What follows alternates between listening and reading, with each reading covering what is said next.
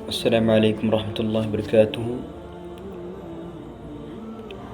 حامدًا و مصلیًا و بعد، انسان کو اس دنیا کے اندر جو رب العالمین نے زندگی عطا فرمائی ہے، یہ زندگی اللہ رب العالمین نے انسان کو بس یوں ہی عبث عطا نہیں عطا فرمائی ہے کہ انسان دنیا کے اندر کھائے پیے عیش و آرام سے رہے، کوئی فکر نہیں، کوئی غم نہیں، اپنے معبود برحق پروردگار کو بھول جائے، اور جو آنے والا مرحلہ ہے، جو مراحل ہے، قبر، آخرت وغیرہ، ان تمام سے بے خبر ہو کر زندگی بسر کرے نہیں، بلکہ اللہ رب العالمین نے یہ زندگی عطا فرمائی ہے تاکہ انسان دنیا کے اندر رہ کر اللہ رب العالمین کو راضی کرے اور اپنے لیے جنت کے اندر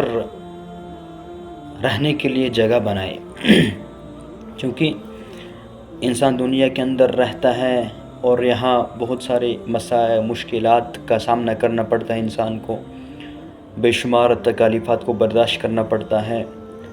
کھانے کے لیے کمانا پڑتا ہے، ضروریاتی زندگی جو ہے ان کو پورا کرنے کے لیے انسان کو تگدہ و محنت کرنی پڑتی ہے۔ لیکن جب ایک انسان اس دنیا سے رخصت ہو جاتا ہے تو آخرت کے اندر اسے کچھ بھی کمانا نہیں ہوگا، کوئی بھی کام نہیں کرنا ہوگا، بلکہ جو دنیا کے اندر کمایا ہوگا اس کی جزا اسے آخرت کے اندر، جنت کے اندر ملے گی۔ لہٰذا ہم اس گھر کی تیاری کریں، اس گھر کو تعمیر کریں، اس جنت کے اندر اپنے لیے ایک جگہ بنائیں جہاں میں مزدوری کرنے کی ضرورت نہیں، جہاں میں پریشانیاں، غم نہیں پہنچیں گے، جہاں میں مصیبتیں نہیں پہنچیں گی، جہاں ہم بیمار نہیں ہوں گے، بلکہ وہاں کی زندگی خوشگوار زندگی،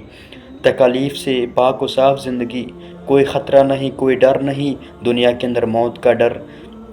شباب ختم ہونے کا ڈر ہوتا ہے، یعنی جوانی ختم ہونے کا ڈر، بوڑھاپے کا ڈر، موت کا ڈر، وہاں اس جنت کے اندر کوئی بھی ڈر نہیں ہوگا، کوئی بھی کم پریشانی نہیں، وہاں کچھ بھی کمانا نہیں ہوگا، بلکہ سب کچھ بنایا ہوا آپ کو ملے گا۔ لیکن شرط یہ ہے کہ آپ نے اپنے رب کو راضی کرنا ہوگا، اپنے رب کے جو راضی کرنے والے کام ہیں ان کو کرنا ہوگا، پھر جا کے رب العالمین راضی ہو کر جنت عطا فرمائیں گے۔ جنت کے اندر جنت کی جو لازوال نعمتیں ہیں ان نعمتوں کو عطا فرمائے گا۔ اللہ رب العالمین عمل کرنے کی توفیق عطا فرمائے، آمین، اور ہم سے راضی ہو جائے، آمین۔